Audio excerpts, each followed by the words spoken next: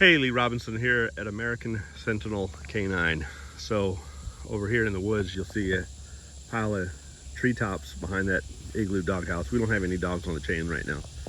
All the dogs are in the kennels. We have a pile of treetops or logs over here and another pile behind that one of logs behind that one.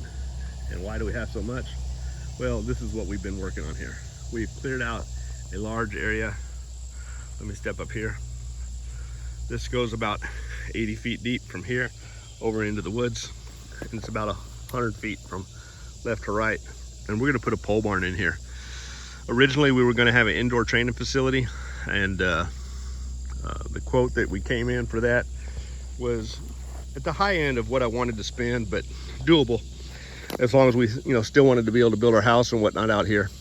But the formal quote came in $120,000 above that. So the informal quote was thrown out the window when the formal quote came in, and I'm not gonna give up our house dreams to build a canine facility. So instead of building the canine facility that I wanted to build, we have to prioritize the house first. And so what we're gonna do here is a pole barn. We're gonna have an office area that's gonna have electricity, of course, and insulated in the office area. And then the rest will be just a pole barn to get us out of the sun and the rain, things like that, so we can train a little bit better year round. We'll put some treadmills and some exercise equipment for some of the dogs that we can condition and whatnot, as well as train.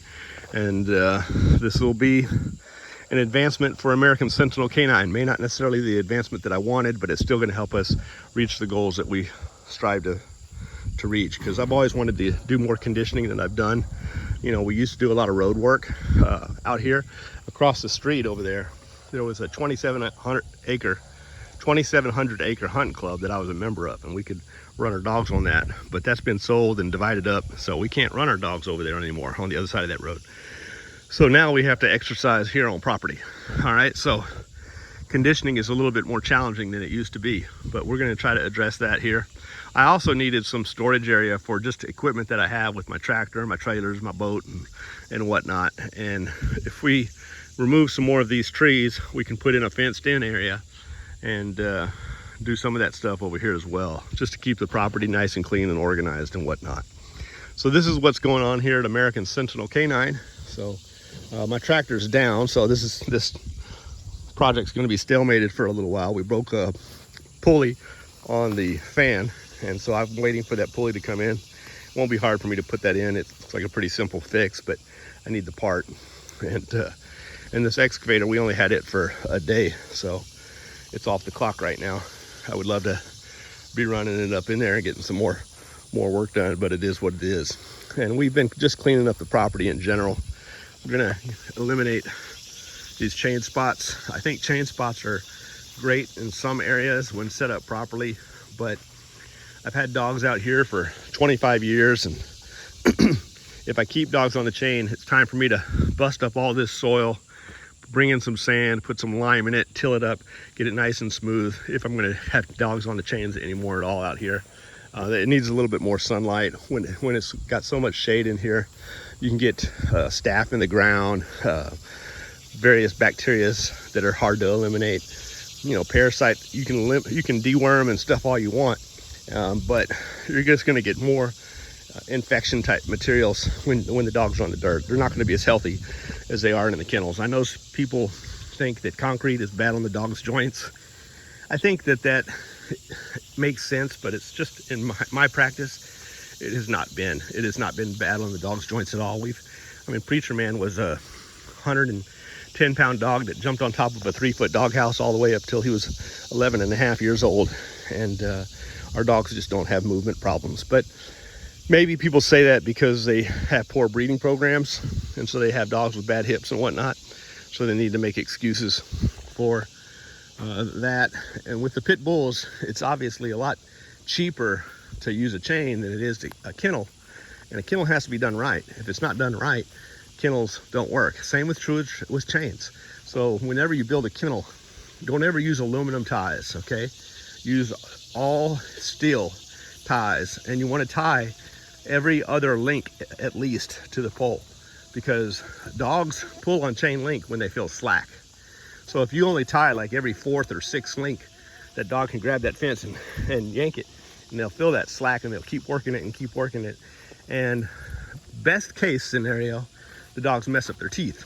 Worst case scenario, they pull those aluminum ties off and get out and fence fight and tear up your fence and cost you a lot of money and create havoc. And we don't want that. So we don't use aluminum ties at all. We only use steel. These are some of the logs we got burning over here. Just checking on that. Can't even restack it since my tractor's out. And so we just use steel ties and concrete and 6-foot fence and steel top, wire top. I use concrete decking steel, which is 20 gauge material for our roof, because that way I didn't need trusses to run the spans across the kennel tops. If you go like 26 gauge or 24 gauge, you still need a truss, but with 20 gauge, you know. So we went with 20 gauge on our kennel. And we have a kennel video on construction that talks about building a bomb-proof kennel that's good. Every latch has 2 latches, or every gate has 2 latches. We have an aisle with 2 doors at each end, and the aisle gates have 2 latches each as well. It's a prison grade fence is what it is. So this is where we put the stumps that came out of that area. I had a mud hole back here, and we're just dropped the stumps back in the mud hole. Can't see them all, and I'm not walking through that mud because I just got on slippers this morning.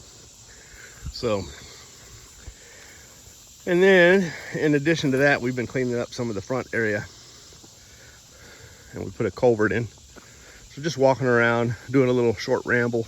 People have asked me, hey Lee, what's going on with American Sentinel K9? How come you're not making any videos? I appreciate our support. Our viewers have been awesome.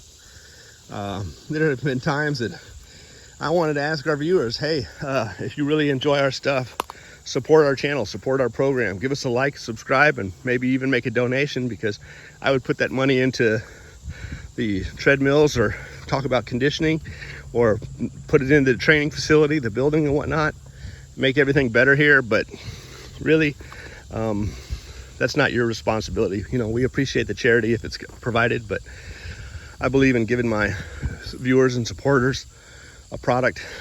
And you know, if they buy a dog, we make a partnership agreement. If you don't buy a dog, you can donate what you feel, but we certainly appreciate any support that our viewers give us. So we're gonna walk over here, walking a little slow. I just got on my slippers and just been cleaning this area up here. We've made some serious sacrifices over my lifetime, you know. No vacations for 25 years, not more than 48 hours. You know, you can make an overnight trip and that's about it. So it's been tough, but gonna still continue to strive. That's a little turtle trap. I saw a turtle just jump off of it. You can see the turtle right there, a little one. Trying to get some of these turtles out of here. I don't know if you see him right there.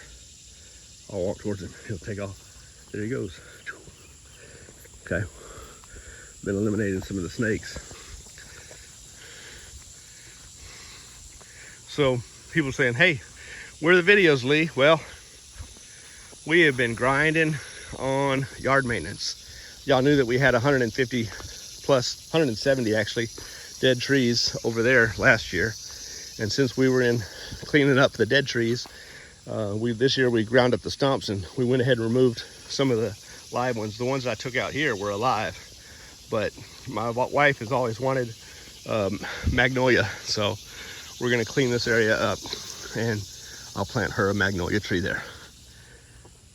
And then we got to figure out where we're going to put the house, either here or maybe on the other side of that swing set.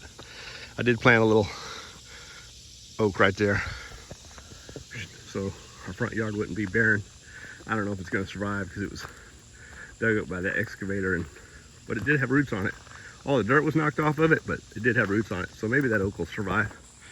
We got a bunch of shelving that we're going to put in the shed, pole barn, when we get it up and operational.